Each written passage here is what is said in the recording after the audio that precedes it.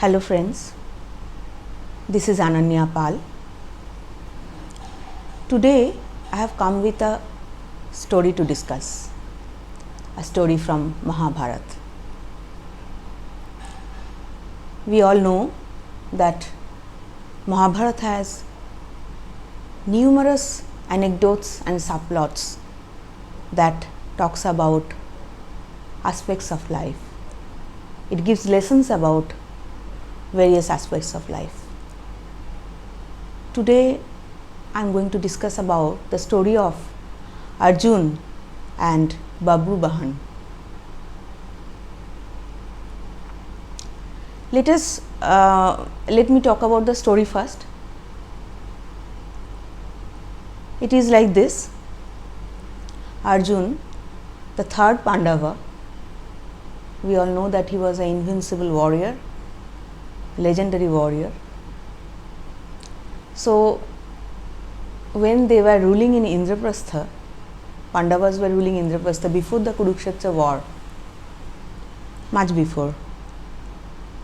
One day, Arjun had to break the rule of their conjugal system, because Draupadi was wife of all five brothers, so they had certain rules set among themselves. So he had to break the rule by intervening when Yudhishthir and Draupadi were in a private conversation. He had to intervene, come into the room. So because of that, he had to take a punishment of 12 years exile. So during that period of exile, Arjun travelled through India, across Bharatvarsh, and went into different kingdoms, basically to strengthen the political relationship with the kingdoms. There he took many wives, which was a very common thing, common practice during that time among royalties. These marriages were mostly because of political reasons. Towards the end of his exile, he travelled to Manipur. Manipur, we know, even in present day India, is a northeastern state. Even that time it was in the eastern part of Bharatvarsh. So it was a country, it was a kingdom surrounded by hills and jungles and ruled by non-Aryan king, and the people, the subjects were also non-Aryans. Atabik, we used to call them. So when Arjun went there, the king, Manipur king, then king, was Chitrabahan, and his daughter was Chitrangada. Chitrabahan didn't have any son, so he pursued Arjun he offered his daughter in marriage to him and pursued him to stay back in the kingdom, hoping that one day Arjun probably will succeed him as a king. But obviously Arjun did not agree to that. He married Chitrangada, but he agreed to stay for 1 year in the kingdom till Chitrangada gets a son. So after 1 year, Babru Bahan, his son, was born, and then he left for in his journey farther. After that, his exile got finished, and then many things happened in Mahabharata, we know, and then the Kurukshetra war happened finally. In the Kurukshetra war, Pandava won and they ruled Hastinapur. When they became the rulers of Hastinapur, they decided to do Ashwamedha Yagna.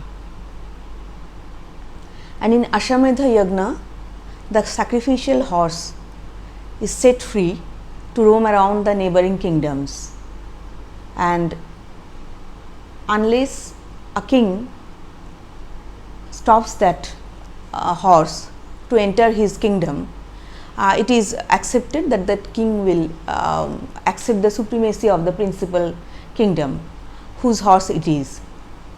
So like that it was roaming around. But if anyone stops that horse, he has to confront the principal kingdom in battle. So that horse came to the border of Manipur, and Babruvahan at that time was the young king of Manipur. Babruvahan stopped that horse, but he did not know that it was his father Arjun who was accompanying the horse. Neither did he know about his identity. So a battle broke. It was an uneven battle, if we see, because it's a small kingdom in the forest against the mighty Hastinapur, and Babruvahan was a very young man at that time, merely out of his boyhood. Arjun was the invincible warrior. So they confronted in the battle, and very surprisingly Babruvahan defeated Arjun and killed him in the process. And not only that, Manipur army won over Hastinapur army. After this happened, Chitrangada, all this while she did not know who was he fighting against. She also was not aware of the identity of Arjun. So she came in the battlefield to rejoice the victory, and then she identified, then she realized that it was Arjun, none other than Arjun, whom Babruvahan has killed, his own father. So when Babruvahan came to know about that, out of remorse, he wanted to sacrifice his life in fire, because it was a great sin, though he was not aware of it. As he was preparing his pyre, Ulupi from the neighboring Naga kingdom came. She heard about the news, because it's a big thing that Arjun got killed. So she came there rushing.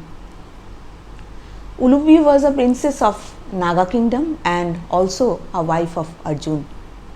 And Ulupi's only son from Arjun, Iravan, went into Kurukshetra war, he was called, and he was killed in that war. And after that, Ulupi came in close contact with Babruvahan and considered Babruvahan as her own son.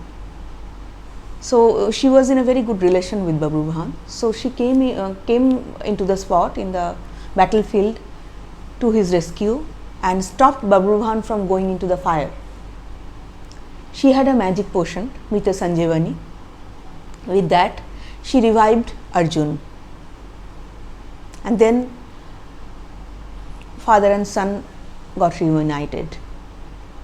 That is the story of Mahabharata.